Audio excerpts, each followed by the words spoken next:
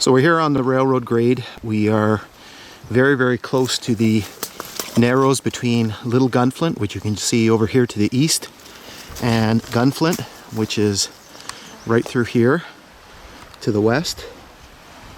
And so here is where the Gunflint and Lake Superior Railroad would have continued forward and eventually come to these narrows, and there would have been a bridge probably starting right here and continuing this way right across over there to the other side. And so that's the grade over there on the Minnesota side. So it is a beautiful little piece of land here. Beautiful point.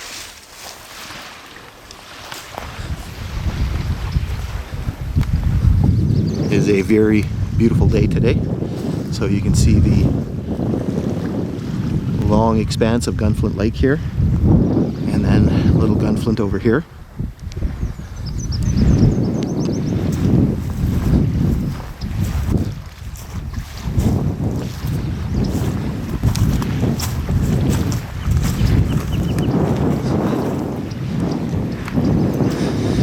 So the waters here actually flow westward. You can kind of see the current here, so the water flows westward and then north to Hudson's Bay. You can actually see some remains here in the water of, I believe there was a dock here at one time. And once again, the railroad grade is just right in through there on the US side of the Narrows.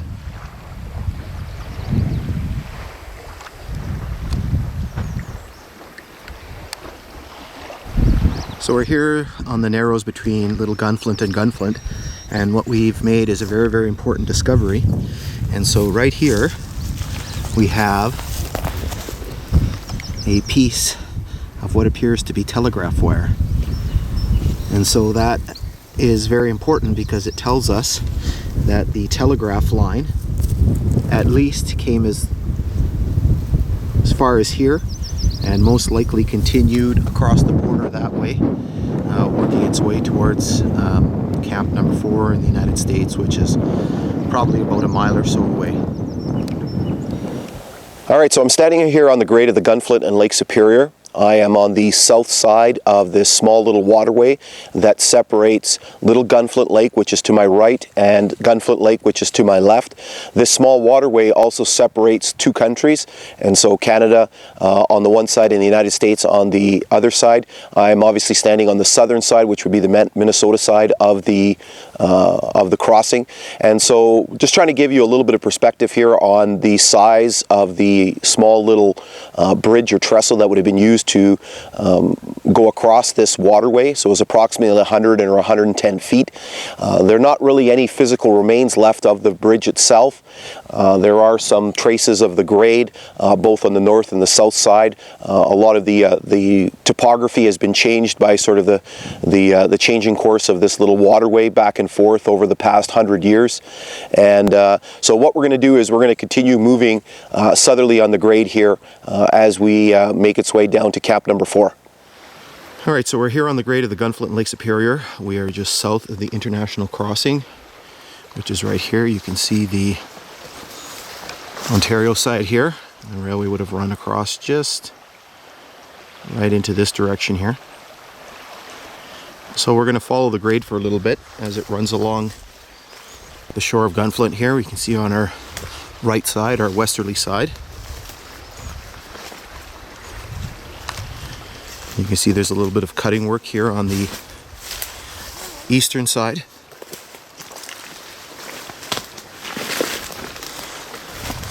It does get a little bit grown in here.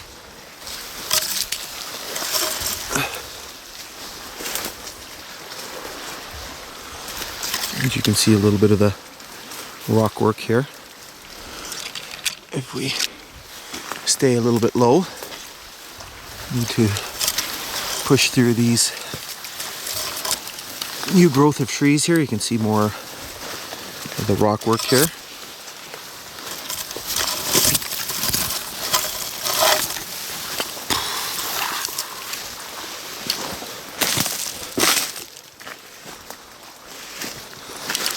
So it opens up here a little bit, but you can still see that we're cut into the hillside a little bit.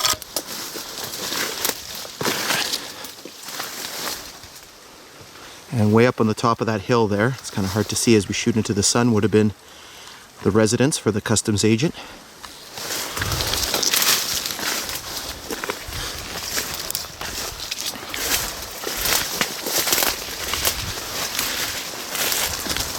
Way up on the top of that hill there.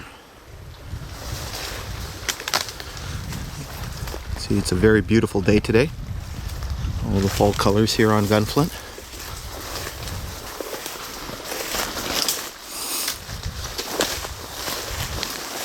You can also see some of the rock that would have been deposited here to help create the grade.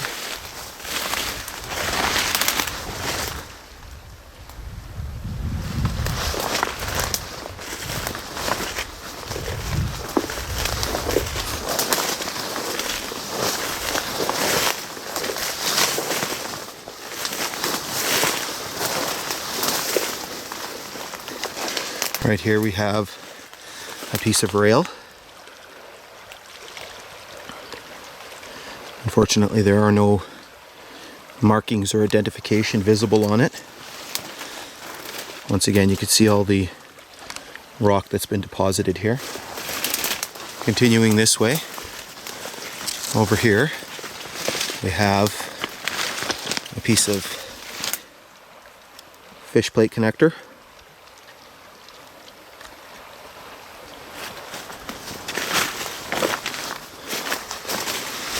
And over here,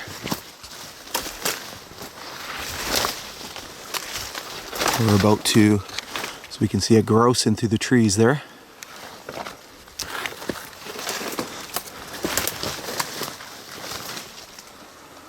He's hard to see. Continuing this way, you can see once again more of the rock work. Down here we have a couple of spikes. And then over here we have more spikes, some fish plate bolts. And over here we've got more spikes. Again, all the rock that's been deposited. And you can still see the cutting on this side of the grade. And here we're going to enter a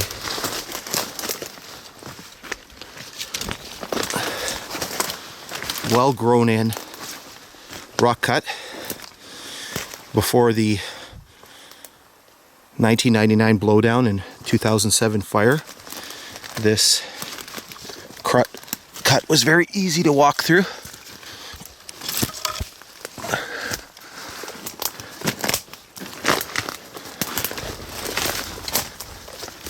There's another grouse. You can see the eastern side of the cut here.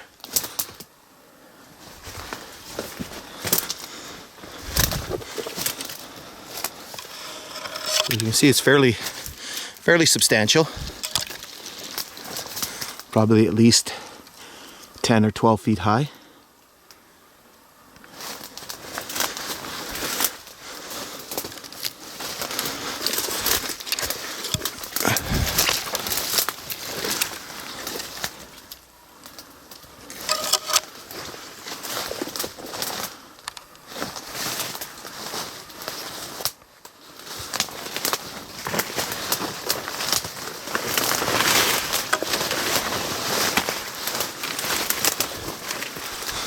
And then the railway continues in this direction southerly before turning back east towards a small bay and a bridge crossing.